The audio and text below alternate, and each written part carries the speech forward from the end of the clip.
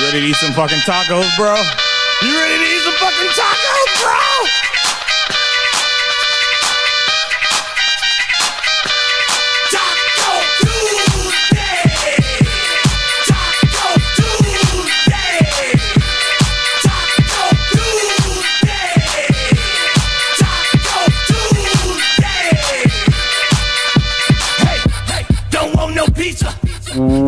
What's going on, folks? You know what day it is. It is Taco Tuesday. I'm KC. And I'm E. And we are Not Your Average Podcast. Welcome. Hi, guys. Yes, we are here, folks. We are here. There we go. I want the blinds. Yeah, I don't want the blinds in the picture. What? Oh, my gosh. What is happening? Your phone's going off. Yeah, Hey, you but guys. it's on vibrate, though. That's wild. Happy Tuesday. It is Tuesday, October 11th. Wow. We are at the end of the year, really, truly. Because basically right after Halloween, things just happen.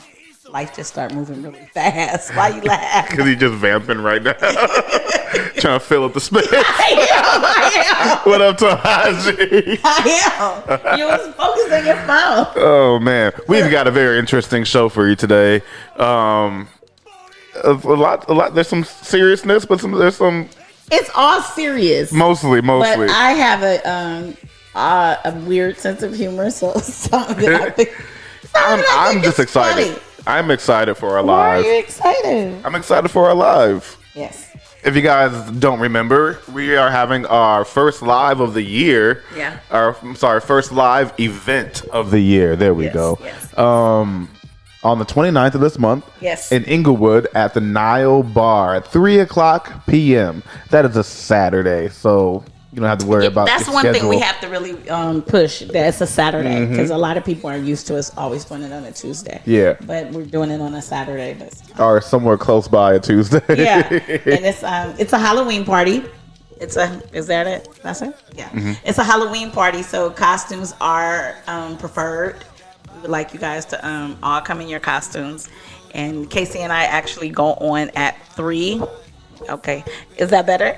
Did I do it? Oh. We actually go on and start our show at 3 p.m. that Saturday, and then from there we'll run into the happy hour and everything that the bar actually offers. Yeah. But drinks will be served at 3 p.m.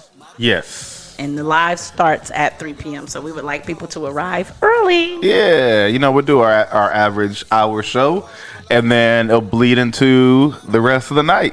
Costumes are encouraged. We will be rocking our costumes as well. We have costumes too. Yeah. We're going to be cute. Yeah. Look at me. We're going to I'm ketchup, she's mustard. I love it. JK. Are we though?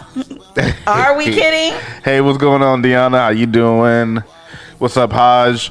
All right. So, let's just jump into it.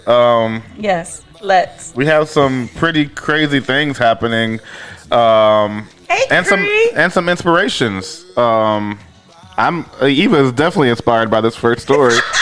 Cree says, "Hey, on time for the costume, Yes. or one time for the costumes." Yes, I'm like, we're not on time, but Don't tell them I'm inspired. I'm not inspired. She was but what I inspired. do for a living, this story's crazy. Because I don't understand how it all happened. The checks and balances don't make sense to me. A lot of people should have lost their goddamn job. So I'm gonna let you get into the story. all right. So, question: do you think there are limits, or do you think being locked up is the end of the world? That's a great question. Are you asking them or I'm asking them. I'm Okay. asking them. Like, do you think being locked up, there's like a ceiling, like Yeah, you capped out for the years that you're in there. Yeah. Everybody's not in there forever, but when you're in there, do you feel like, okay, let me just do my time, put my head down, or do you feel like, you know what, I'm gonna come out here and be a better criminal and be better at this? One Georgia inmate Yes, said, when you know better, you do better. Literally. and when you're locked up, you're around a lot of people who know better. so they can teach you some things too. But it sounds like this guy could teach a master class. Real shit. So He really King could. Lord says, I've been locked up. I'm good. But did you? I doubt you did what this dude did while you were locked up. This is crazy. All right. So Arthur Lee Cofield Jr., he's 31 years old. He was serving 14 years for armed robbery in a Georgia prison, right? Now, I guess he figured, whatever work they had in prison wasn't putting enough on his commissary. So he decided to take it upon himself, and he stole $11 million from a billionaire producer from California. In Georgia, from a prison in Georgia, he stole I'm going to say this again. From a prison in Georgia, he stole $11 million from a billionaire producer in California. And what he didn't say is he's in maximum security. This is a maximum security prison that he's in. How did he do it, you might be asking?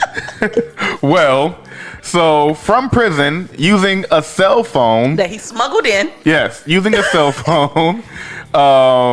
He impersonated this billionaire through the, what is the people? What kind of account was it? Okay, so he impersonated this guy. Charles Schwab. Yeah, I can say the producer, right? Sidney, Yeah. The producer's name is Sidney Kimmel. Mm-hmm. Sidney Kimmel is 80, 90? 92, I think. He's 92 years old. He was on Forbes' list as the fourth. No, like 1,000 and something. Oh, yeah, okay. Yeah. So he was on Forbes' list as one of the richest men in the world. So this inmate was able to call Charles Schwab. Now, Charles Schwab is not a regular bank. Charles Schwab is an investment bank. Mm-hmm. I deal with Charles Schwab employees all the time because I'm in business management. This inmate had Sidney Kimmel's personal information. He was able to get a hold of a utility bill because when you call the investment banker to try to get information, for your client or do something for your client, they ask you a series of questions. Now, in my, for what I do for a living, because we are the business manager, we deal with a different department. We don't call exactly customer service because they know we're calling on behalf of our client. So, so it's certain things they ask us, but the client actually put us on the account. Like, you can talk to them, because when they want money transferred, they don't do it. We do it. Right. So this guy's a billionaire. He doesn't transfer money. He just uses it. Mm-hmm. So this inmate called Charles Schwab, obviously knew the answer to all the questions that the customer service representative on the other end asked, and they granted him to be able to transfer money. Now, what did he do with the money? So he stole $11 million, right? With that $11 million, he bought 6,106 American Eagle 1-ounce gold coins and had arranged for a private plane to transport those coins to Atlanta. Wait, where'd it come from originally? I want to say Idaho. You guys. But yeah, so you can't make this shit up. Right. So yeah, he's in prison for armed robbery. Yeah, it was an Idaho company. So he had the money, the $11 million transferred from the Charles Schwab account to an Idaho company, and he bought the 1-ounce gold coins with that, and then he had a private plane transport those to Atlanta, and some of those funds were used to buy a $4.4 million mansion in Buckhead. All while in prison. Maximum security prison. How? Eva is inspired. She did her research. Y'all don't even understand. I read this story and I just was involved. I was like, wait a minute. How did he do this? Just because I know the nooks and crannies that he had to go through. King Gore says he knew Chuck. He ain't called Charles Schwab. You ain't lying. He's like, hey, Chuck. You are not lying. Chuck, hey, baby. I find it crazy how all this happened. He purchased a house. A $4.4 million. He purchased a mansion. I didn't even know. Where do you even find these gold coins? Real shit. 6,106 American Eagle gold coins he purchased with his money. And the coins got their own plane. And he sent the coins to Atlanta. He had a hell of an operation. Because you got to think, at some point, whenever the coins got to Atlanta, someone had to pick them up. Or, the coins had to go somewhere. And then the people had to count off the coins to purchase the mansion. Right. Like, he definitely had people helping him on the outside. But he was the mastermind of it all. Yeah. And he's the one constantly on the phone. Mind you, the phone was smuggled in. It's a maximum security prison. The phone was smuggled in. He shouldn't have had the damn phone. It is kind of genius. I mean, it is bad, but it is really kind of genius. I bet his commissary is lit. Stupid. He got the green tea Twix. He got things you can't even get. Yeah. And then the first thing I said was, okay, so they discovered he did this. They discovered he broke the law again while in prison. It's not double jeopardy because he went to prison for armed robbery. This is identity fraud. But I'm just more concerned with, how are you going to extend his sentence? Do he go back to trial? Like, how does that work? Give him a hand. That's just real shit. Like, got a jail free card just from pulling it off. Yeah, $11 million. Taji says this would definitely be a movie. It's hilarious. King Gore says, man, if you want to do anything stupid, do it in a red state and stay in the red state. For real. And I think some people would be like, how he didn't know he was missing $11 million. He's a billionaire. He's a billionaire. $11 million ain't nothing to him. It's really not a drop in the bucket. So depending on how much money he actually transfers out of his investment account, on a continuous basis, it's very possible that this made complete sense. And that's why they just let the money go. Like, oh, okay, he want to buy this, he want to buy that. But I think it's hilarious. When he told me about this story, I laughed. I can't stop laughing. I think it's very, very funny. Deion Stevens said that sounds like a different charge. Yeah. It should be. Yeah. It should be completely a different charge. But I just wonder how that's going to work. He was already in there for 14 years. I don't know what year he was on. That's impersonation. That's wire fraud. That's all types of stuff. All kind of things. He crossed a lot of state lines. Yeah. Oh, yeah. Well, he didn't, but it did. Yeah. His crime did. Yeah, that's wild. It's funny. But they're calling it's called the biggest heist in history ever done from inside jail. It's the from inside jail that keeps killing me because it makes me feel like smaller things have been done. Oh, man. It's mind blowing. I just feel like a lot of people should have lost their jobs. Yeah. Malawi, beautiful love. We changed your name. You did. What's Hi, up? honey. Greetings, Casey and Eva. Greetings to you, Mr. Face. Make sure that you're at our live event on the 29th in Inglewood. Flyer coming soon. King Hort said $11 million is taxes to Chuck Schwab. Right. Yeah. Yeah. King says good job to him. I mean, hey, clap it up. Kudos, because that's an operation. That is. And he's only 31. Everything had to be on point, though. The airplane. He's only 31 years old. He is a mastermind. I believe that when they say I believe the children are our future, they were talking about him. They were talking about him. It's the craziest shit. Now teach us well and let us lead the way while you're in there because I need some help out here. When I think about it, I just know for a fact he knew their business manager. Oh yeah, he had to know the business because you don't get the investment bank account.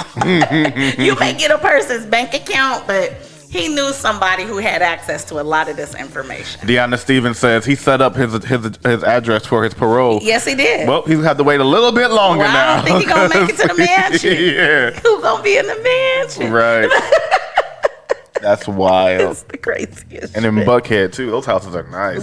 Very. Very. Nice. But he's from Atlanta. So he flew the money back. He bought the mansion for him at home when he get out of jail.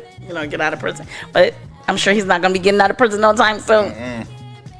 Okay, so we wanted to start off with that because first of all, I thought it was hilarious. And so much has happened this week. So before we got heavy, I wanted to kind of start a little light. And like I said, it is a crime what he did, but I still think it's funny as hell. It's hilarious to me, actually. It's very funny. Well, staying in chips and dip real quick because it's kind of kind of current, kind of not. Okay. The Isley Brothers. The Isley Brothers are in these streets, y'all. So, He been rocking this since I've been here. If you guys don't remember the last show that we did, I closed the show with a song from the Isley Brothers' latest album, which just came out last week, and this album is lit. He love it. He Like love it. they have everyone in here. The first song has Beyonce, right? It's Beyonce. There's 2 Chainz, which is what I played as our closing song last week. I played the song called "The Plug," right? Ron Isley, the Isley Brothers, and 2 Chainz. Who would have thought these people would be on a song together? But there's also. But why don't you give him a snippet of the way you like hold on, not yet. There's a song with Trey Songz. There's a song with Quavo and Takeoff, aka Migos. What's left of them. There's a song with Earth, Wind, and Fire and El DeBarge, which Earth. If you remember the verses that the Isley Brothers did, it was against Earth, Wind, and Fire, which is really cool. It's called "They'll Never Be." There's a song with Snoop Dogg, and my favorite. There's a song with Rick Ross. He loves it. Oh, and Ron Isley is talking that shit, boy. He is talking that shit. Let me give you a little snippet. I'm not gonna play too much of it because I don't want to, to get shut down. We're just gonna play his part. Yeah. What is this? Maybach music. I like this Maybach music. Murder on the beat, so it's not nice.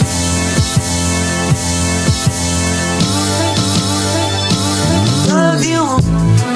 The richest niggas that they ever been. The biggest bosses that they ever was. I just hit the deal about another Benz. 300,000 on the car just because. Close the curtains when I'm riding in it. Double 5% tinted like I'm hiding in it. Thinking about the millions when I lay back. Richer than I ever was way back. He is talking that shit, boy. He is talking that shit, boy. Richest niggas that ever been. The shit goes. It goes. Oh, man. Yeah, boy. King Gore says, Ron got locked up too, right? LOL, of course. The richest nigga that they ever been. And for people that don't know, Ron still continuously works. Oh, yeah. Like he continuously works. I was his business manager also. So Taji said Ron Isley has reinvented himself again. But he's done it before. He's good at that. Yeah. I mean, they started in the late 50s. Was it? Yeah, because I know. Because they were very young. Yeah. I know one album came out in '64. Okay, probably so late 50s. Late 50s. Uh-huh. And in order to stay relevant, He kept changing.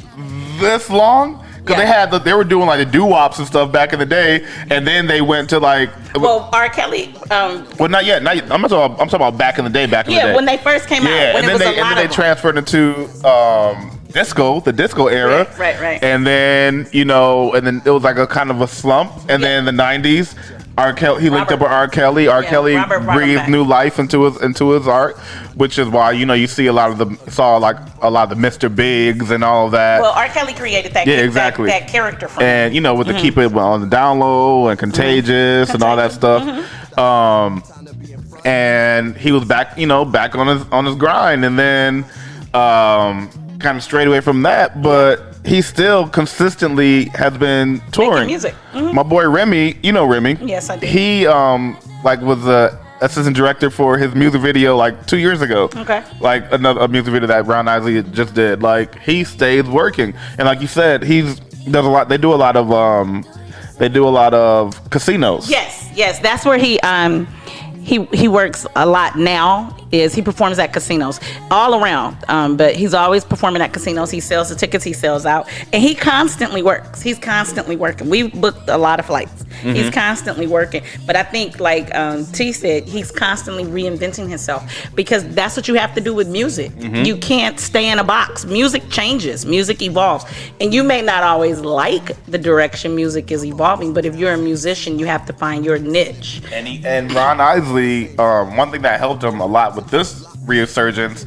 is verses. Oh, definitely. They got, if you guys don't know what verses are, during the pandemic, Timbaland and Swiss Beats got together and they decided to not even put against each other, but they would display two artists, kind of the same caliber, same mood, same genre, and they'll put them together and they'll kind of like celebrate each other's careers. Exactly. And then it became like a battle type situation. But that's not how it started. Yeah, definitely. It became like a battle situation, but it was virtual. Everyone was like in their homes because during the pandemic, everyone was, in quarantine and lockdown. So, it'll be Erykah Badu from her house and Jill Scott from her house, and they'll just like playing their music, and then it became a big thing where it was a live event. So they had an audience and they had production value and camera angles and cranes and all types of stuff. But they should give that props to Teddy Riley. Because that's who really when Teddy Riley did the verses, his verses wasn't successful, but he was the first one that really made it. But that was the first one, but it was Timberland and Swiss Beats. Well, they put it together. Yeah, but Teddy was the one who brought production to it. Like when his mic went bad and everything, he was one because they used to just kind of sit and chill and drink. It was Babyface and Teddy Riley. Yes. So they were. Babyface was just in his studio, just by himself, with his candles and everything. And Teddy was trying to do too much. He was doing a lot. He had a TV screen set up in the back, had background dancers come out. But that was that was still the very, very beginning of the verses. Yeah. But he's the one who I think gave them the idea this could be bigger. Because when they first started, it was real simple. Because I remember when T-Pain did it, T-Pain was just chilling. Like, he was just sitting, playing his music and doing it right there. It wasn't a big fancy one. I feel like Teddy was the first big fancy one. When the dance hall folk came in and they did it, because Jamaica wasn't locked down like that. No, they did it. They had the full dancers and everything, had guest appearances come in, So I feel like that was the first successful. Well, that was successful. Most definitely. But I think the dope thing about Ron Isley is every time he reinvents himself, he's gaining more fans. Yeah. Like, so with their verses, everyone was like, "Oh, who is this zaddy with the salt and pepper beard and all that?" Like, he got a lot of young female fans from that too. He did. And so now he has all these people, Trey Songz, Migos, like people who you would never imagine would be on a track with them. Yeah, but it should have been an honor to be asked to be on the track with him. Definitely. I'm sure they all loved it. Yeah, and because they're getting new people too. I'm sure, like Ron Isley fans are gonna listen to this album and be like, "Oh, who is this? Quavo? Who's this Quavo thing?" And Ron is married to a very young woman. Don Webster says, 81 years old. I can imagine explaining that album concept to him. LOL. Right. Is he 81? That's what my mama said. Well, his wife is not. Yeah, his wife is very young. Yeah, she's super young. I'm about to tell you her age right now. But they've been in the game for a very long time. It's funny because on this album, I'm older some than things his say. I'm older than his How old wife. is she? 44. Oh wow. She's 44, and they've been married a long time. They have a son. Yeah, they have a son together. Yeah. Hey, if you can keep up. Obviously. Yeah. Obviously.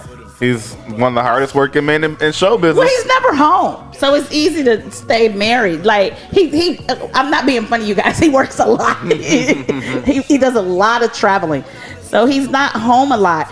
He married Candy. What was Candy's first name? He married Candy from the group Candy Johnson, because they was called the Johnson Sisters, JS, and they did a song back in the 90s. R. Kelly produced, and so I'm sure that's how they met, through R. Kelly. But they They've been together a very long time. If I'm looking at it right now, I'm trying to get it to you guys. King Gore says, "What you drinking, Casey? Protein drink." Protein. No, I'm kidding. I am drinking Bullet Bourbon and lemonade with a splash of Sprite. What are you drinking, Eva? They got. She doesn't know. She's just drinking it. They got together when he was 64. So your mom said he's 81 now. Oh, wow. So they've been together for a minute. Yeah. She was very young. Well, this is tried and true. Yeah, so yeah. But dang. Yeah. So she was in her 20s. Yeah. She was very young. Woo! And he was in his 60s. We're only 3 years apart. So yeah. No, but I mean, like, she was in her 20s and he was in his 60s? Yeah, but it was Ron Isley. It was Mr. Big. Hey. It was the 90s. He was hanging around R. Kelly too much. He was hanging around Robert. Ooh. R. Kelly's like, that was the one that got away. Literally. And he did go to jail. Ron went to jail for tax evasion back in 2005. Tal just said, Love Angel. That's the song. Yeah, he loves that song. It doesn't shock me. King Gore says, Eva showed them nails. He don't miss a beat about me. let's see him. Look at me. You see? Yeah. I need a feel, but there you go. Yeah. You asked about mine. Oh man, so yeah, that's that. Shout out to that Brown Isley and the Isley brothers for, I'm sure they're gonna go on tour soon. Oh, definitely. He's not gonna be doing the casinos. He about to go on big They're tour. about to be on tour. He gonna go on big tour. Yeah, he said we back outside. Mm-hmm. But yeah, I mean, and it's just necessary. King Gore says spooky season, LOL. Oh, wait till you see him on the 29th. Deanna says #nail porn. I'm like, wait till you see him on the 29th. But like, who's another artist or act that Busta Rhymes Did what? he keeps like he stays relevant somehow. Like he has new fans still. Like anytime he pops up, he has a new resurgence of new fans that are just finding out about him. But he was one of the originators of hip hop. He was leaders of the new school. I remember. Jungle Brothers, all of them, like that whole family, like from the late 80s, early 90s. Yeah, definitely. And he continues to, like, anytime he pops out, anytime he pops out, it's a smash, no matter who he's with. If he's with, You know who else does that? Charlie Wilson. Oh my gosh, Charlie Wilson forever. Charlie Wilson. I think Charlie Wilson, because he's so respected in the music world, especially the R&B and hip hop world, that it's an honor for people to be on a track with them. Yeah, like Ron. I think they're one and the same. But people seek out, people literally seek out to do a track with Charlie.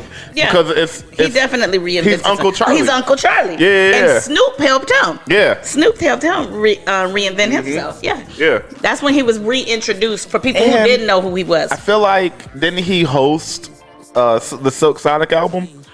Did he? I believe so. Oh, I didn't know that. I believe he's hosting that as well. Oh, I didn't know that. Yeah. Okay.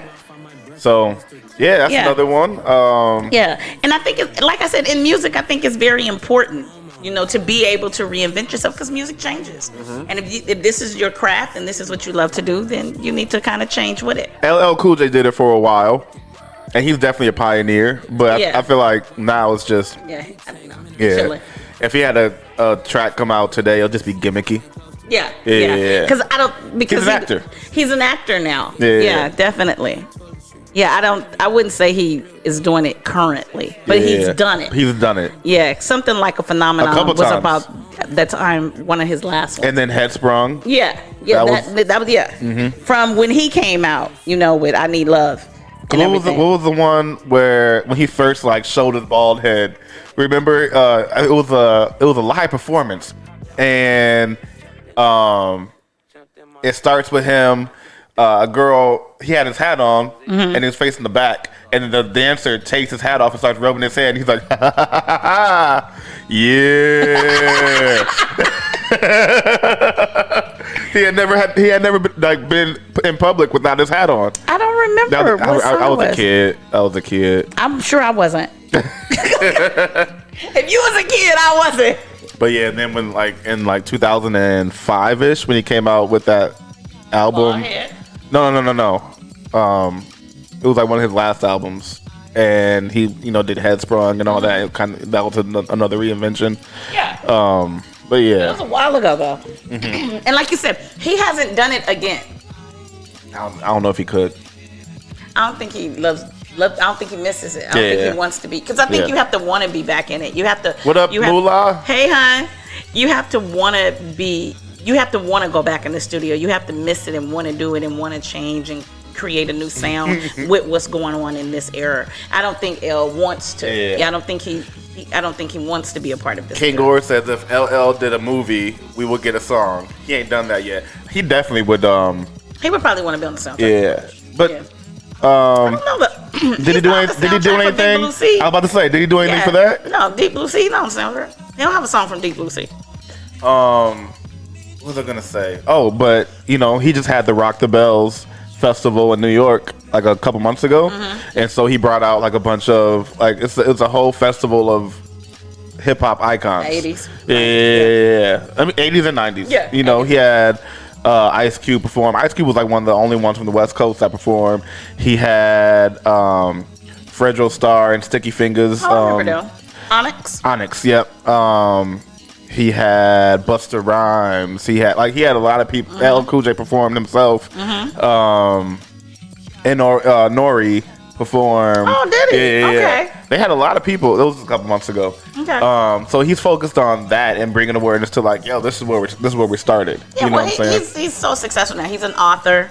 He's wrote books. And plus the narrative now that DJ Academics, who I hate saying his name because I hate giving him any type of shine. What he said about hip hop. He said about recently on his show that the pioneers of hip hop are all dusty and done and broke and all that. So I wouldn't say they are kind of a rebuttal to okay, you thought we were dusty. Here we go. You know what I'm saying? Well, they all came out and said their piece, and I would have too. So, because they've done other things, they grew up. So people have to realize that. On Deep Blue Sea, my head is like a Shark fan. Oh my gosh! Thank you, King. Deanna Stevens, she said, "Love me some Cool James." Honey, ladies love Cool James. They used to call me LLKC.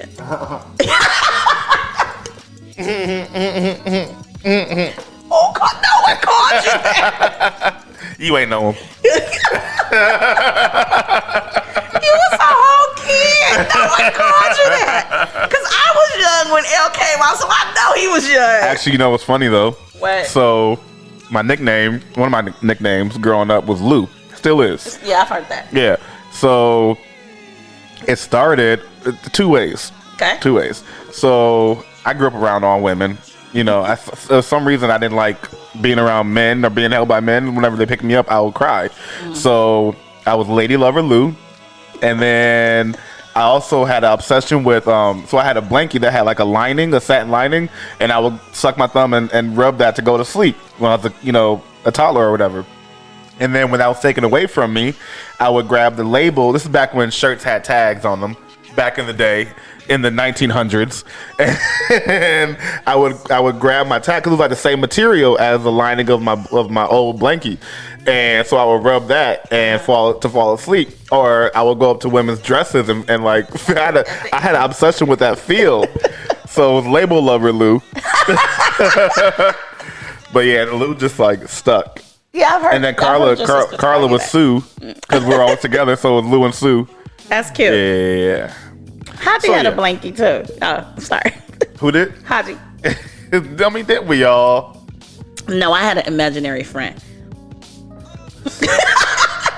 So sad. I did. Because my sister and I are 10 years apart. So when I was in the house and I wasn't with my friends, I had an imaginary friend. But let me tell you something very funny about that. What was your friend's name? Penny. It was Penny from Good Times, Janet Jackson. And so my mom was so supportive of this situation, you guys. She would let me put a plate at the table. That was said label lover Lou. You remember that? She would let me put a plate at the table and everything. And my sister would be like, "What are you doing?" I'd be like, "I am talking to Penny. Please leave the room." Like, I would be so serious. So I had an imaginary friend. My birthday is August 11th. I have a great niece. If you guys follow me on Instagram, you know I spent this past birthday with her. Birthday's August 11th? Yeah. Shut up. So I have a great niece. Her birthday's August 11th also. And guess what? She has an imaginary friend. Aww. And my sister said, what the fuck is up with you August 11th, baby? What's her imaginary friend's name? Sam told me, I forgot. Because she did tell me. And sis, we were sitting at the table and she was like, oh, Candy Granny, you can't sit there. And she was like, why? And then when she told me, she was like, well, you better tell her to move. Wow. I just think that means we're super creative. If you're super lonely. No, if you're far apart from your sibling. Me and my sister are 10 years apart. So I was like 4. My sister was it's like called 14. schizophrenic. No. There's a name for that, Eva. It's schizophrenic. No, she went away as I got older. She couldn't stand you. But I did have All she wants to do is hang out with boys now. I think it's very normal. How old were you when she went away? When she moved? When she went away, I was probably like 8, 7 or 8. That's too old, Eva. She was with me a long That's time. definitely schizophrenic. Yeah, but you see people talking to themselves in the car all the time. I see you talking to yourself still. I do it all the time. How's Penny? I've been thinking out loud. Penny's a quarter now. Rome. He says that's too old. It is. That's a good age. Fuck y'all. Okay, Eva. I was like 7 or 8. Penny's a silver dollar. Download says, labor lover Lou. You remember that? LOL. Yes, I remember a lot from childhood. Also, I remember. Don't say it like that. I remember. So I sucked my thumb for a long time. Oh, that's and funny. in order to get me to stop, they would put hot sauce on my thumb before I went to sleep. That's horrible. Did Didn't you stop? Did you stop? You know, I'm not a big fan of spicy things these days, so it might have had something to do with that. What? That was me. Fun fact. My mom worked 2 jobs, right? So I spent a lot of time with my sister. And like I said, my sister and I are 10 years apart. So my sister had to take me everywhere with her, like all the time. And it got on her nerves. Romello says she had prom with her imaginary friend. Go off, log off. Log off. So my sister had to take me with her a lot. And I'm like 2 or 3. And I was a pretty solid kid. Mm-hmm. You know, I was pretty round, you know. And I sucked the bottle. Mm-hmm. And it aggravated her. She hated it because it was always, where's my bottle? Where's my bottle? So one day she wanted to get me off the bottle. If you can ask for it, you don't need it. I was a big girl. I shouldn't have had it. I agree. I shouldn't have had it. But anyway, Mama, she got mad. She was so mad that she had to take me somewhere. My sister put vinegar in my milk. Ooh. Ew. My mom said, you flung that bottle so hard at your sister. I knew something was wrong. But it fucked me up because I don't drink milk. My mom said you never picked up another bottle, That's wild. I drink like a drop of milk in my cereal, like a drop. Like, dry ass cereal. And I put all of the cereal in the little milk. I don't touch milk. I can't stand it. Just stir it around to get it a little moist. Get a little tinch. King Gore says, I'm an only kid and never had an imaginary friend, but I do have a duality. Facts. Y'all gonna leave me alone. Well, Deanna said she's gonna get Penny on y'all. Oh man. I remember that episode when she got burnt on Good Times. I cried. I was devastated. I was hurt. Mama, no. I was hurt. I feel so bad for her. I was hurt. I was with JJ. Romello says she dipped the cereal pieces in milk like Oreos. I don't like milk. I can't stand it. I can drink chocolate milk very little. I can't stand it. I hate it. King said, what up, Rome? We were just talking about you, Romello. We were. We will talk. We were. We actually were. Oh, man. Okay, we have serious stuff to talk about, though. Yeah, we do. Okay. We do. So we're going to go into it. Ain't nothing to it but to do it. It's very true. Yes. So, you want to talk about city council? We can go there. Or you want to go? Yeah, we can go there first. Or do you want to go? I want to go Kanye yeah, first. Yeah. That's like chips and dip still. Yeah, it's we can do entertainment Kanye news. first. Okay. Ish. So Kanye is out here Kanyeing. Yeah. So as you guys know, KC's Kanye's homie. He's been, hey, chill. That's KC's boy. He's been, shit, he's always in the news. I was gonna say he's been in the news lately. He's always in the news. He stays in. But most recently, did we talk about the White Lives Matter last week? Was that before that? Okay. Yeah. So you guys remember last week we spoke about the White Lives Matter shirts that he had for his fashion show, and he's been, doubling down on that, and saying that the reason why I put that on the shirt is because it's obvious they do matter, blah, blah, blah, things that we don't need to hear. But he's also been going ham on a lot of people that have been criticizing him, including people like Diddy. Diddy went on the Breakfast Club the next day, pretty much, and that was a great interview. Yeah, it was. And they asked him about, how he felt. He's like, Kanye's my brother. Take that. Kanye's my brother. And, he's a free thinker. And so I can't really down him on what he says. It's just, we don't align, it's real. Take that. He did say that. But yeah, so he's saying, he's a free thinker and blah, blah, blah.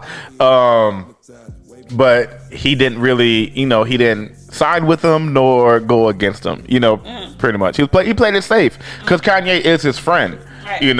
And then Kanye saw that. Oh, no. People were, criticizing him for, almost kind of siding for him or like justifying. But people saw it as him justifying by calling him a free thinker and all that stuff, And so he had to, clear it up. So he went on live and said, I don't believe that. I don't agree with the shirt. I think it's wild. I think, it was unnecessary. Blah, blah, blah. So Kanye, in Kanye form, texts Diddy and also Kanye form.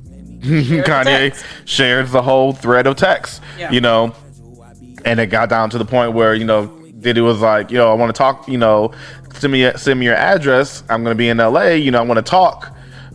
He's like, you don't have to feel threatened or anything. It's all love. And then Kanye goes at him with some craziness, pretty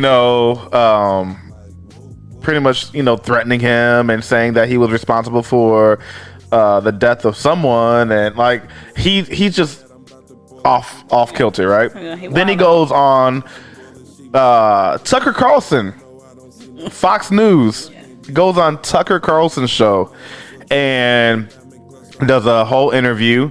And part of that interview, because Tucker just loves the fact that Kanye West has had the White Lives Matter shirt, It is Fox News. Well, and that's one thing that I said is like one of the biggest things is that he's giving all of these people fuel. He's validating their point of view. In their eyes. Mm-hmm. Yeah, he's validating it. Candace Owens, she's like, yeah, he's validating what I've been saying this whole time. Yeah. And he's one of them, and they love him. So what does that leave you? Where does that leave you? But Kanye, we're watching someone, obviously, like I said, I don't agree with anything that's happened as of late, but we're obviously watching him have a manic breakdown. He went on the Tucker Carlson show and said that Gap, who, as you guys might know, he's been in a feud with because he says that they stole his designs and cut him out of the deal because he had a deal with a partnership with Gap and Balenciaga, and they had a meeting without him, cut him out of the deal, and they released their own line of things that looked exactly like the stuff that Kanye was supposed to release with them. But he says Gap knew about the Uvalde shooting before it happened. They knew it was going to happen and didn't stop it. Yeah.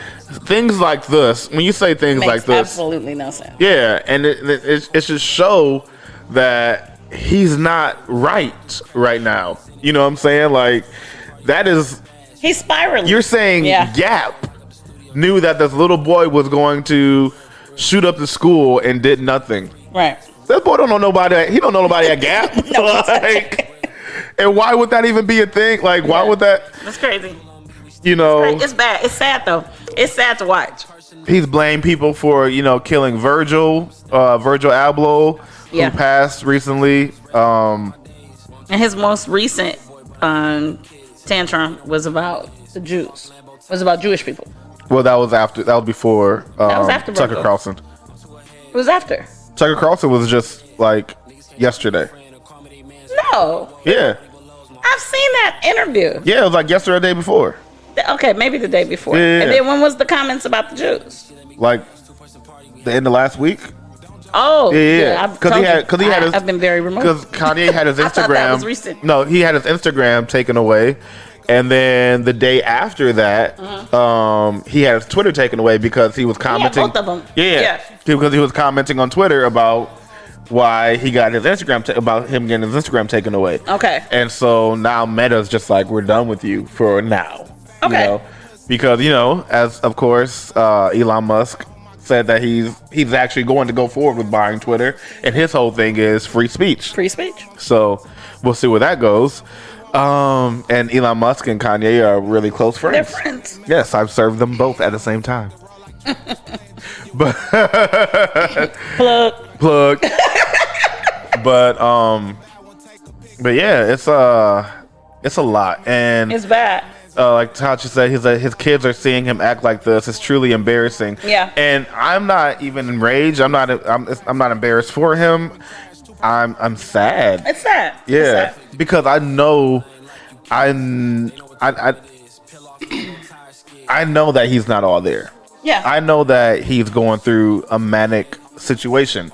I mean, we all know that he's bipolar, and we all like brushed out under the rug and was like, okay, Yeah, but it's we real. and we were like, okay, we can excuse this because you're bipolar. We can excuse this because you're bipolar. But when it's doing things that are so hurtful to the culture, us as a people, like the White Lives Matter shirt, it's not just like hurtful, like hurt our feelings. No, you're hurting us as a people. Right. Like, you're really hurting the movement. You know, Black Lives Matter is not just an organization; it's a movement and a stance and a ideal. It's a way of it's an ideal. Mm-hmm. The ideology that we matter. Yes. Like, it's just as pure and simple, and it should be something like Kanye said. It's an obvious truth. But the fact that it hasn't been an obvious truth to a lot of the people, the majority of the United States, majority of the world, is the reason why we had to say Black Lives Matter. Exactly. I can say this over and over and over again. We've said it many times, but if it falls on deaf ears, it's not. If it still falls on deaf ears, it's not going to change anything at this point, because everyone's heard it. They heard the argument, and if they don't agree with it, then they just don't want to, and they're not going to. But yeah, the fact that these actions are so detrimental to us as a people, that's when it's like, okay, something needs to happen. But if you surround yourself with yes men and people who's just gonna It's all yes men, always agree with you, then you don't have nobody who's gonna people are shut like, you down and tell you, people like, where's Kanye's people? His people are there. They're there, but they don't care. Yeah, bar. But y'all saw my slowness. I was like, what? Yeah, it's hard to watch. It's sad. Yeah, I have been so far removed, as you can see. Like, I didn't know any order that all happened. I just know it all happened, but it's been going on for a really long time, and I feel for him that he doesn't have anybody, truly in his corner who loves him, who could help him or tell him to take his medicine or do something. Because he obviously doesn't look well.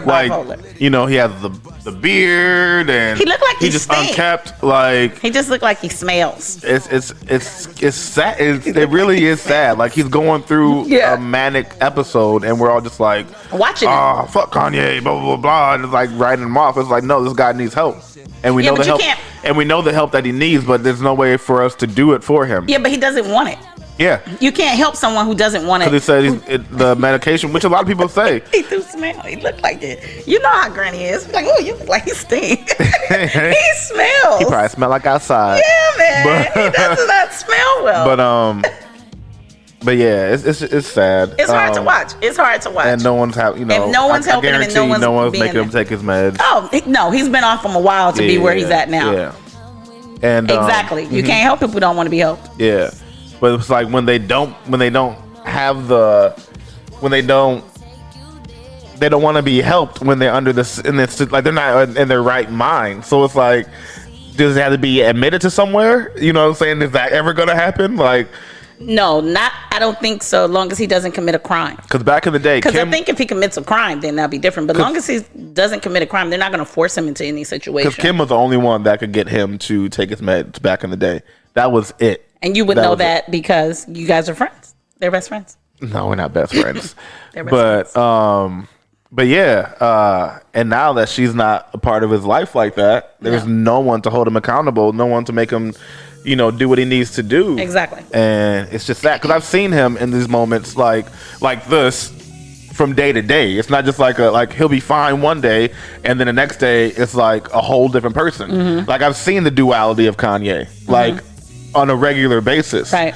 And when he's having his what they call ramped up moments, we know when he's going through his episodes. And this is a legit episode, and it's like long going, and it's sad. Yeah, it's hard. It's really sad because, he's a great person. He's an amazing person, and he's a genius, and he has such compassion. He wants to help the world, but he doesn't know how to do that. I don't know. Don Webb says his people can tell not to do or say certain things, but they can't force them. Yeah, you can just suggest. That's how a publicist and friends can suggest, like, you shouldn't do this, you shouldn't say this. But sometimes people let social media and the world get under their skin so much, they respond. Kevin Hart has verbally said many times when he's gotten in trouble in the media, his PR team has told him, do not say nothing. He said, I go on there, I read the comments, I get so mad, I go live. Mm-hmm. And then that's what it is. That's why it's really the best thing for an entertainer. Really shouldn't go on social media. Mm-hmm. They should never go on. You should have somebody else. You should have someone else take care of that, and that's not always easy to do because they're attacking you. I don't know if you guys have seen recently, Jason Lee, who was his media manager. Mm-hmm. He just left Kanye. Because there was so much stuff going on, and it was like fires to put out every single day. And exactly. It's a lot. It's exhausting. It's a lot. So that's who would, like, whenever things you'll see like a post and delete. Mm-hmm. That will be Jason. Be like, we need to get this taken down right away. We just get and now he doesn't have him. Right. So now he doesn't have a Instagram at all because he doesn't have Jason Lee. He lost it. But Crystal it's just says, a suggestion. Chris says Kanye has all the answers. I feel like people check him on things, but he is Mr. Right and has a group of people that supports him, and he doesn't want to come off of his high horse. Well, the thing is, it's like a lot of you guys aren't seeing Kanye. like I said, he's legit bipolar. He's honestly medically diagnosed as bipolar. Yeah. And we've had a lot of celebrities, speak on being bipolar. Jennifer Lewis, she's bipolar, but she does what she needs to do to take care of it, but she still has her episodes, Kanye doesn't do what he needs to do to take care of it. And the person that's not doing what he needs to do is his ramped up version of himself. Once you're over here, there's no coming back unless you're pretty much forced. You know what I'm saying? Right, unless, your chemicals balance out by themselves, but that's not, you can't. Well, they don't. Yeah. That's why you're diagnosed that way. They're not balancing by themselves. Don Webster says he said his meds dull his creativity. Right. Well, that's what he said. Mm-hmm. He did say that. So yeah. I feel it. Like I mentioned in previous episodes, like I don't take my depression meds as I should because I don't like the way they make me feel. Mm-hmm. I don't like the way that I don't like the. What are they? What's the pill? Don't worry about it. But he responded real fast. I'm like, what are they? I just don't like the way that they make me feel. I don't like who I am when I'm taking them. Yeah. It just doesn't feel like me. And I feel like at this point, depression is me. It's like it's a part of me. Mm-hmm. You know what I'm saying? So it's just like roll with it. You learn to deal with it daily. Yeah. And stay away from people when I have those moments. Right, definitely. But so I get it. And I'm not anywhere near as creative as Kanye is. So anyway, I just pray. Let's pray for Ye, and hope that something happens. He does things, and we welcome him back. And I don't know if there's a lot of coming back from this one. I don't know if he wants to either. So I think that matters too. We welcome him back because he seems to want to be back. I don't think he wants to come back. Yeah. So that matters too. Like you said, you can't help people who don't want to really help themselves. Yeah. Deion Stevens says he's a different person in his manic state and will ride it out, and then maybe we'll be okay. I don't know if there's any riding this out. I don't know how you're gonna ride it out. Yeah. Because the thing is with spiraling. Ye, the thing with Ye, like Crystal said, he doesn't want to come off his high horse. So, like, honestly, we've seen this with the MAGA hats and all that. Yes. You tell him he can't do something, or you tell him that he's wrong with something, he's gonna go harder, and he's gonna go harder at it and try to improve, even though he doesn't believe it. Prove that he was right for doing whatever. So whatever he says right now, whatever he does right now, if he comes out of this manic situation, he's gonna be like, well, this is what I said, and gonna stand by you guys want to control me. You guys want to say that, you guys want me to bow down to this narrative and this and this and this. So he's not going, like, even though he might not agree with what he said, he's going to keep ramping it up. Yeah, he's gonna stand by it. Because he said it. So he's gonna stand by it because he doesn't want to renege on what he said. King Or says he's a troll. Album coming soon. No album coming. No album coming soon. I think so.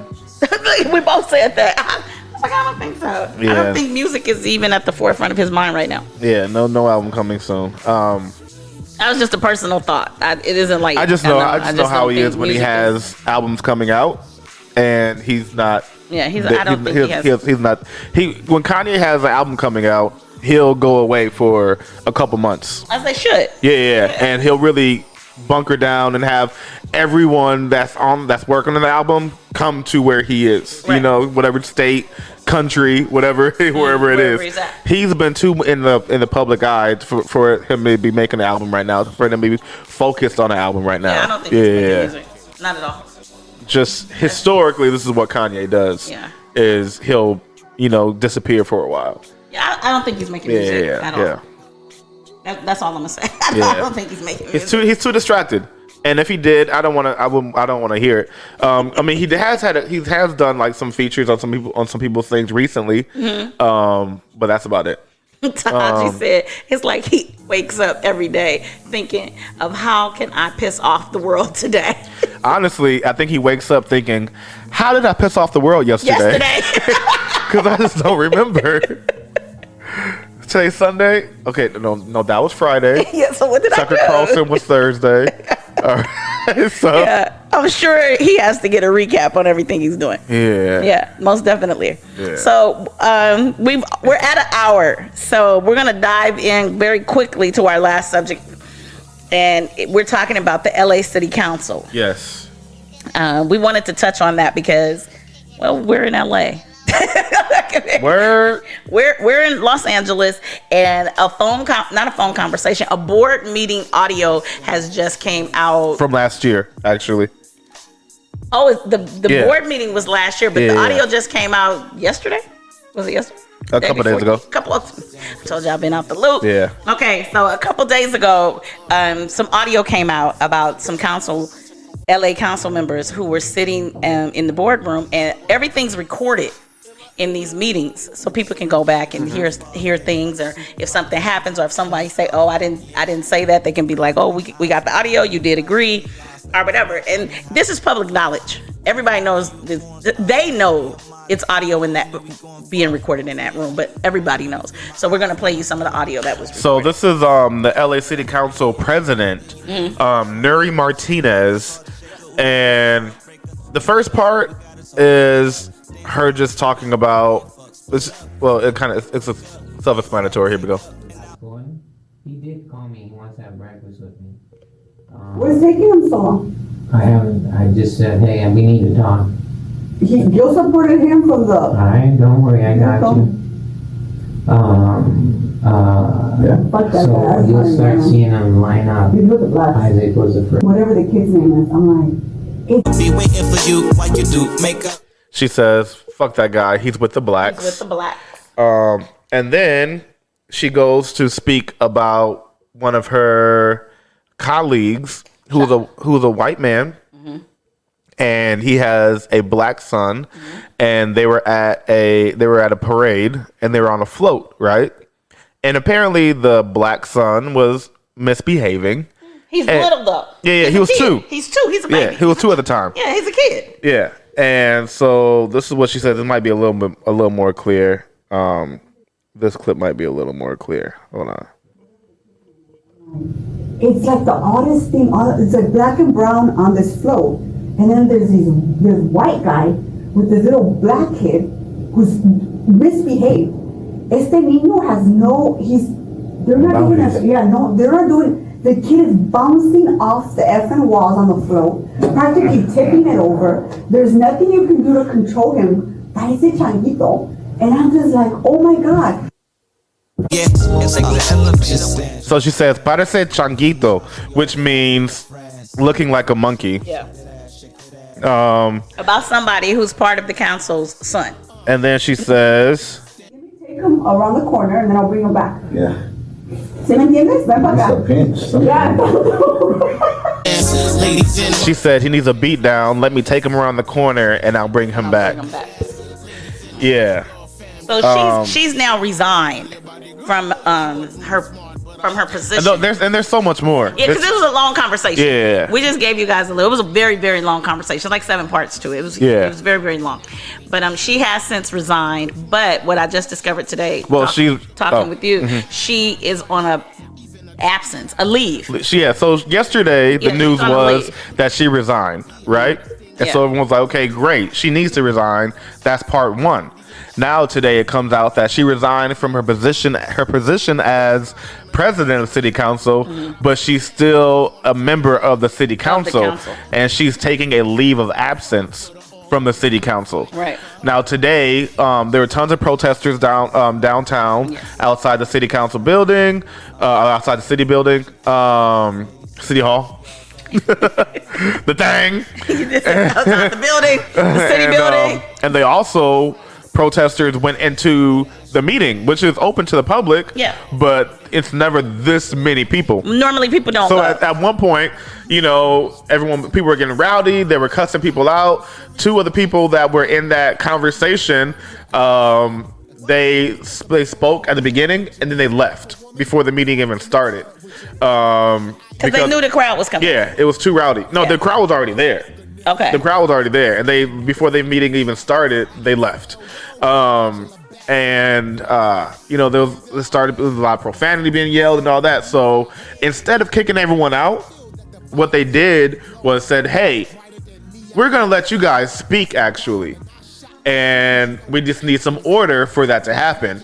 And everyone got quiet, and the protesters got to actually speak their minds about how they felt for the city council. Mm-hmm. Yeah, I mean, keep in mind, she's a Hispanic woman, and so this has brought a big thing about the black versus brown and all of that stuff, because you would think in LA we'll be somewhat unified. You know what I'm saying? Would you think that? You would. From the outside. Okay, from people that are watching. People that are watching. I'm from here, so I'm like, do you think that? You would think, LA is still, California love. No. And even within, like, a lot of people that are in the Hispanic community, they, today they've been mentioning, it's like, this is nothing new. We hear about this all the time in our families. Even when it comes down to white and black Latinas and Latinos, just within the same family, just like the coloration, the colorism, the situation. So, like, that phrase she said is a common phrase, and it's, look like a monkey. It means look like a monkey. That's a common insult. That they say. Yeah. Well, you could tell for her to say anything that she was saying, she felt comfortable. She was very comfortable with the people who she was speaking to. Yeah, and there were people that understood what she was saying. And they understood her. Yeah. Yeah. Donna Webster said, was it enough that she resigned as president, yet is still on the council? Why wasn't she kicked off? Right, and that's what everyone was protesting. Sorry. That's what everyone was protesting for today. Mm-hmm. They're like, that's not enough. We need her kicked off, because like a leave of absence, she could just leave and come back whenever she wants, and it's like, okay, let it die down a little bit, out of sight, out of mind, and then when they're not thinking about me anymore, let me pop back in. Yeah, exactly. And it shouldn't work like that. That's because we, the public or people, so much happens and so much gets media's spotlight. You could do something if you just go away for a little while, the world will forget until someone brings it back up that you did something. Beautiful Love, I love that. Beautiful Love says, is this the meeting where the lady was dropping F-bombs and saying they were just doing normal business like they were not there? I don't know. I mean, there were a lot. I mean, she did swear quite a bit. Yeah, she did. So I'm sure it is. Pure Blissfulness says it's very much so segregated here. Mm-hmm. Yeah, definitely. More than you would think. Mm-hmm. Like if you're not from here. Like I said, and it's kind of like here, so like there's barrios here. You know what I'm saying? Definitely. You go to East LA and that's a whole thing, and even like in South LA, there's the nuggets of the pockets of if you're Latino then or Hispanic, like you're in this area and you don't really venture out of that area because it's a problem. I've been in some of those areas and it's like, should I be here? No. Hold on there, Holmes. No, you Soy Dominicano. Donde es la biblioteca?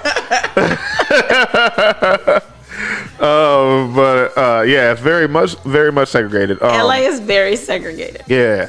Very. A lot of people, like I said, wouldn't know that, but I do. So, like, you can tell me a place or where you're at, and I'll just be like, "Oh, you were definitely not in where you should be. Like, you should definitely leave from over there right now." So, yeah, it's very segregated. But that black and brown unity is not what you think it is. It's not what you think it is. It's not what you think it is, and it's wild because you would think it's like. We're all oppressed, you know what I'm saying? Yes. And it's like we all have their foot on our necks, and it's like if we would but soon somebody get together somehow. Soon somebody say that, then somebody else be like, no, but we have it harder, or we have this, or we have, and they start giving all these exampons. My family fought to be here. My family was brought here. Yeah, it gets ugly. Yeah. Depending on. Donna Webb says, where is the library? Look at you knowing your Spanish. I didn't know you spoke Mexican, Donna Webster. She says, where is the library? King Gore says, it's even segregated in races. Black, Asian, Hispanics, so I'll do it. Yeah. Blacks, Asians, and Hispanics do it. Yeah, definitely. He says, makes sense that it would be this too. Oh, like the black and brown situation. Yeah. Yep. So we wanted to bring that to you guys. We have hit an hour, and we're trying to, keep our show in an hour. Yeah, there's a lot more to talk about with that whole situation. We can get a lot deeper, but we're not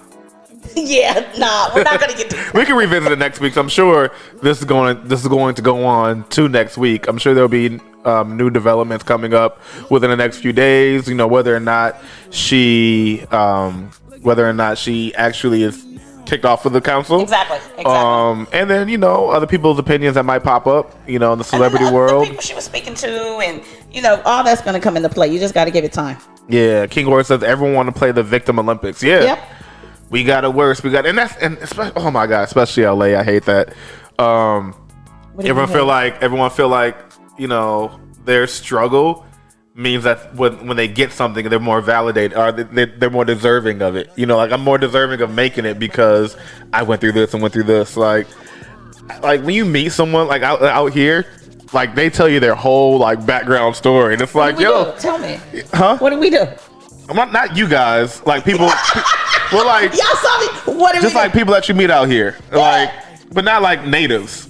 Like people like right now I'm speaking of like industry, because like you'll meet someone they feel like their struggle to get to where they like their struggle means that they deserve to make it more. As if no one else deserves to. Exactly. As if no one else had humble beginnings. Right, exactly. Yeah. Okay. It's like everyone's like, oh, my struggle this and my struggle that and my struggle this, and it's like nobody cares. Just work. Well, everybody's struggling. Just do it. Yeah. Everybody has a struggle. Not everybody's struggling, but I don't care if you come across a person with a ton of money or a person with very little money.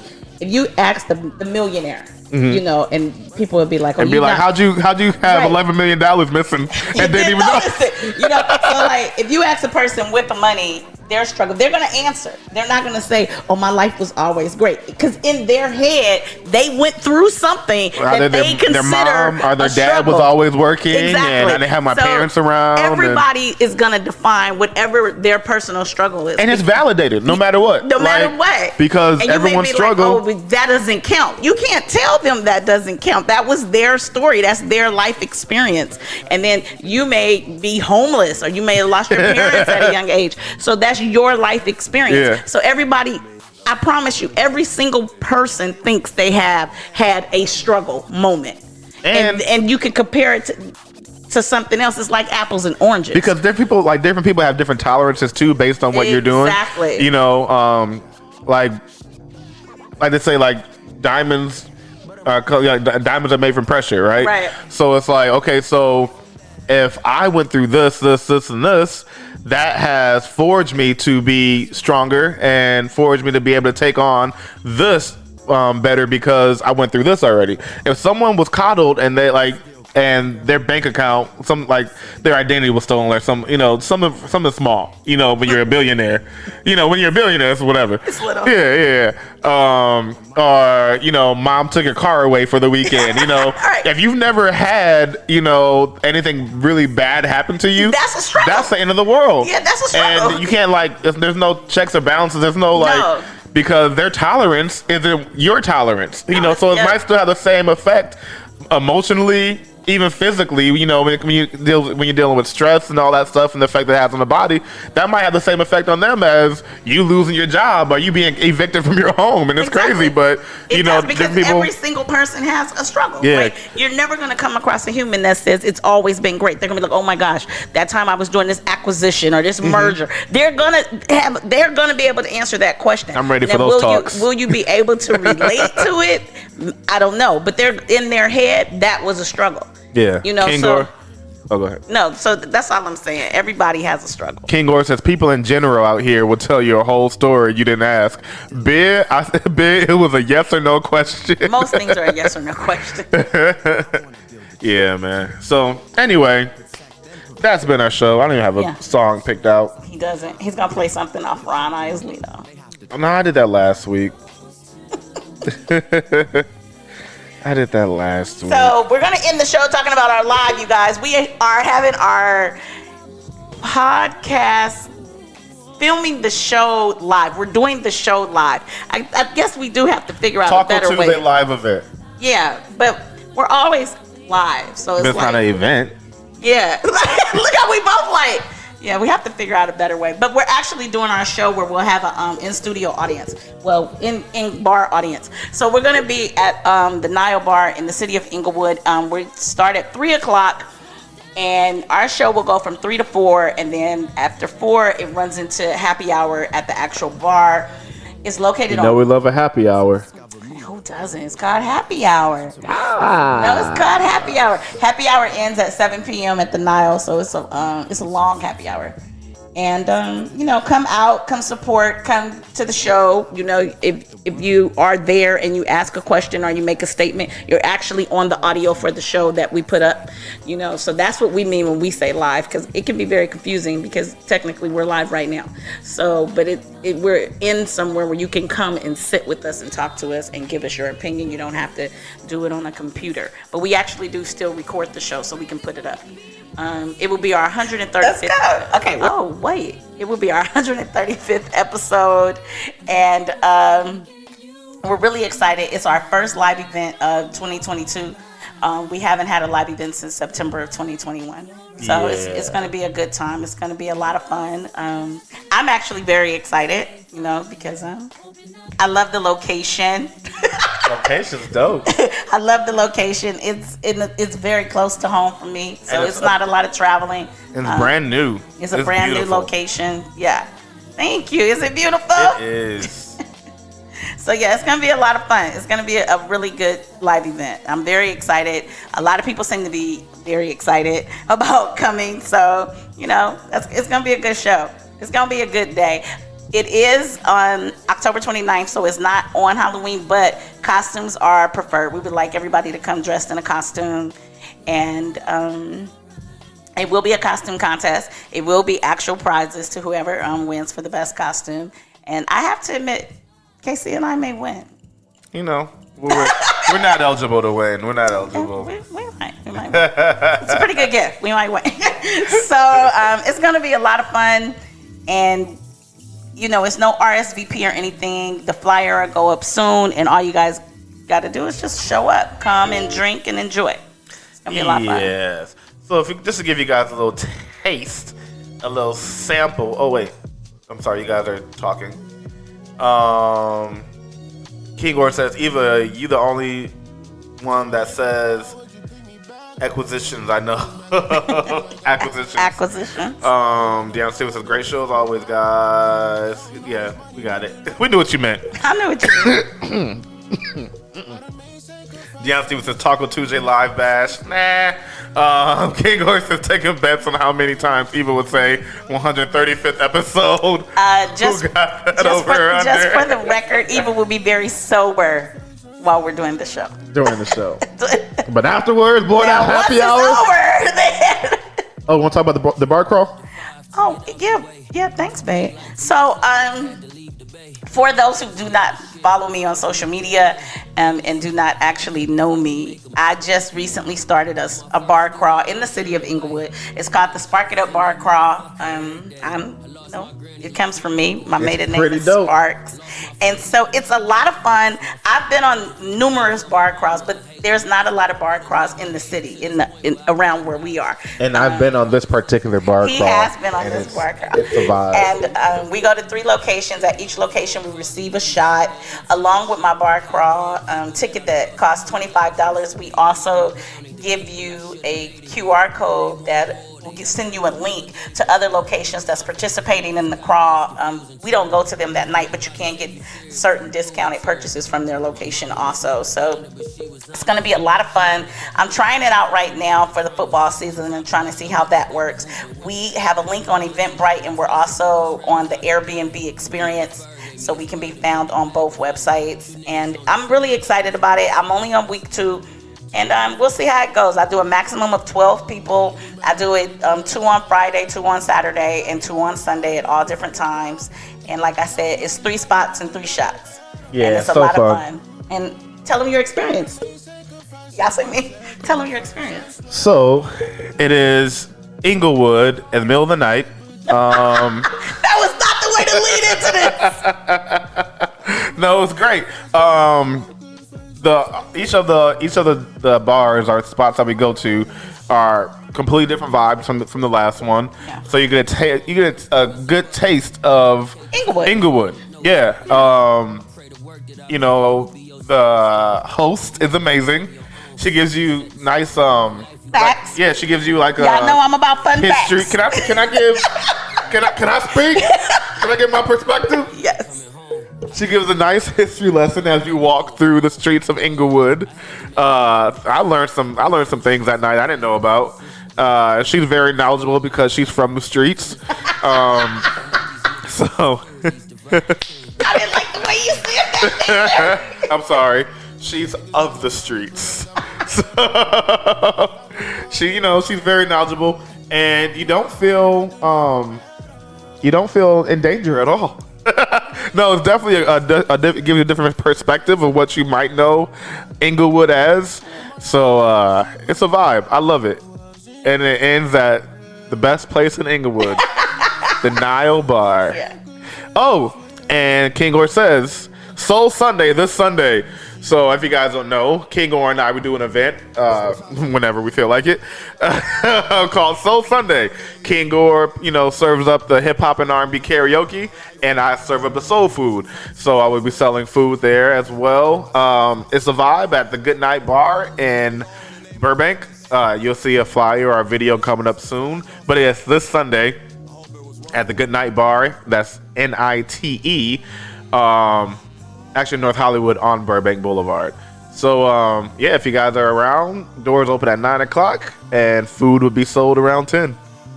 So, yeah, it's a vibe, y'all. Come on down. We haven't had one in a few months. So, come check us out. It's a good time. And it's free entry. So, I mean, can't beat that.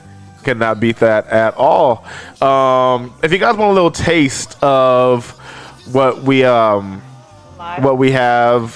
to share with you on, what am I saying? October 29th. Yes, on the 29th. It's a little taste of what goes down.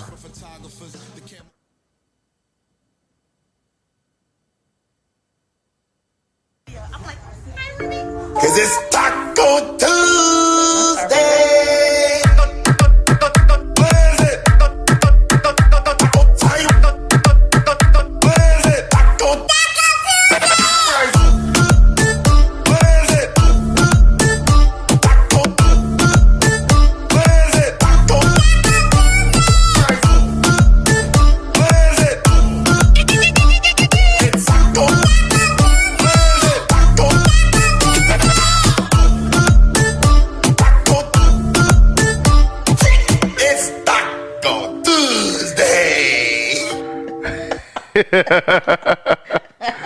Yeah, so the thing that's different about a Verbo vacation home, you always have the whole place to yourself.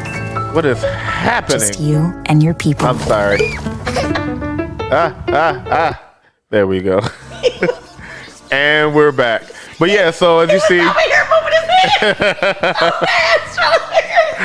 so as you see, we get you guys involved. Give you guys a mic, and you guys become part of the show as well. That you can, rewatch or listen. But we'll also be live on the show. We'll be live on YouTube and Facebook and all that if you're not available to be here in person.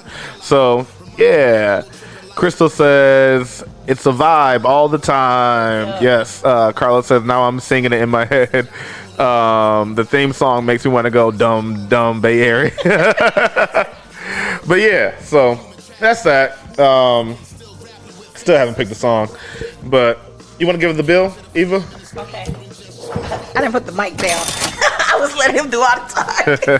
Okay, so we started off the show talking about the inmate who stole $11 million from Sidney Kimmel, the producer. Mm-hmm. He stole $11 million, bought some coins, he bought a mansion, but mind you, he's in a maximum security prison in Atlanta. It's crazy. I could talk about that for hours. It's very funny to me. She is a fan. I am. I'm inspired. So I am. And then after that, we talked about something else. Did we go to Kanye from that? No, you wanted to talk about music. We talked about Ron Isley's new album with Rick Ross. Casey loves it. He loves the song with Rick Ross. It's very funny to him. And he played you guys a snippet. And we just talked about how, the older singers or the older musicians have to reinvent themselves, if they want to stay relevant in this era of life. And then after that, we talked about Kanye West and everything that's going on with him and the mental breakdown that he's experiencing publicly that everybody is witnessing. And then from there, we talked about the LA City Council who said, what did she say? She said he's with the blacks. She says he's with the blacks, and then she also speaks on a little boy who was black. He's a black boy, but his father's in the council. She says that he's raising him. They're raising him like a white boy because he has no discipline, and she should take him. She'll take him around the corner and give him a beat down and bring him back. Mind you, this is a woman of color.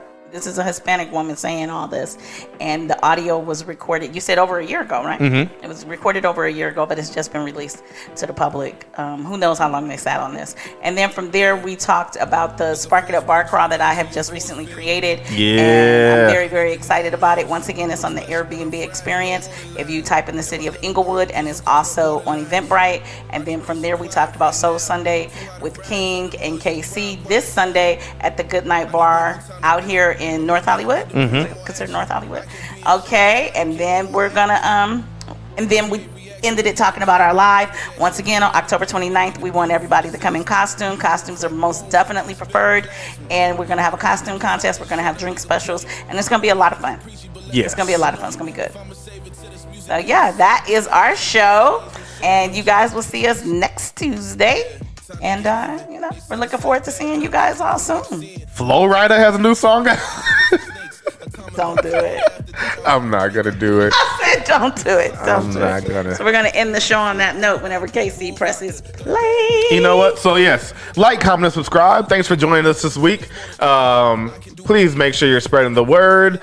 And whenever you guys watch us, just click that share button on Facebook if you're watching us on Facebook, or just share that link if you're watching us on YouTube. And make sure you subscribe on YouTube so you can make sure you don't miss a show. Make sure you get every post that we post, and make sure you hop on whenever we go live, because it's never the same time. Crystal is going wild right now. She says Carla Bobin, I can't help myself but to sing along in my head. LOL, but let me be in a bar or lounge. It's going up. Crystal Randolph. She says Crystal Randolph, right? Oh, they're talking to each other. Great show. Florida got a song. Yeah, he got a new song. I'm not gonna play it though. But yeah, so that's that. Make sure you listen to us on Apple Podcasts, Spotify, iHeartRadio, or whatever you get your podcasts. But preferably iHeartRadio so we can get those numbers up. And like always, I'm KC. And I'm E. And we are Not Your Average Podcast. Holla. Good night, you guys. I don't know what to play. So much stress. Pressure. Can't nobody stop me, I'm on gold. Like that creeping, I'm running on no sleep. You stay better, I'm doing the most. Walkers getting bigger, it's the protein. Can't go broke. They try to match me, can't come close. Baby, I'm active, can't move slow. There's no plan B, can't do both. Can't do both. Mom, I'm sorry, I'm still seeing ghosts. Mental broke, yeah, I was exposed. Seeing vultures eating flesh, and now I'm getting older playing pro. But I'm bashing peasant till my fingers swell up. Roll ups till my fingers sting. Run at the litter, kicking rocks. Mental switching off, I'm stuck in the middle. Little lost boy, cost cutter in front of late. 4 AM, I got stomach pains. All the shit that I done in vain. Why you throw the dirt on my name? Yeah, got me irritated like razor bumps on faces. Been at this bus stop like all day. And these pills ain't brain no simulation. Bogged down from all the shit I'm chasing up down my head like an elevator. Getting fired for always being late. Same little shit, being broke ain't fun. I need to get rich, need to quit smoking. Cigarette burns on lips, nicotine when we kiss. Riddle me this, if it ain't what I should be doing, what is? Street like haze, it hit on the pavement, can't see straight through the mist. Yeah. Can't nobody stop me, I'm on gold. Like that creeping, I'm running on no sleep. You stay better, I'm doing the most. Walkers getting bigger, it's the protein. Can't go broke. They try to match me, can't come close. Baby, I'm active, can't move slow. There's no plan B, can't do both. Can't do both. Mama come and see me, I'm a pro. Yeah. I know how to balance on my lows. Yeah. Don't know how it happened, I was chose. Oh shit, I be giving captions to the hoes. See the stove, had the stomach go to hurt. What you know, see my soul, ain't no running from the work. Plus I'm from the trenches. Wrestle with my ego, kinda hard to be submissive. But lately I've been thinking about my vibe that I miss a lot. Gosh, got me blocked like an op, let me spin the block. I'm unlocked, you cannot put me in a box. Got these plots straight from God, I ain't finna stop. No, I ain't finna bullshit. Say the tires worn, ask me what I'm riding for. Since the day that I was born, taught me how to fight a war. Had to find a source, feelings I ain't tryna force. Had to learn a mighty morph, made it to my final form. Oh shit. Can't nobody stop me, I'm on gold. Like that creeping, I'm running on no sleep. You stay better, I'm doing the most. Walkers getting bigger, it's the protein. Can't go broke. They try to match me, can't come close. Baby, I'm active, can't move slow. There's no plan B, can't do both. Can't do both. Can't nobody stop me, I'm on gold. Like that creeping, I'm running on no sleep. You stay better, I'm doing the most. Walkers getting bigger, it's the protein. Can't go broke. They try to match me, can't come close. Baby, I'm active, can't move slow. There's no plan B, 2, 4.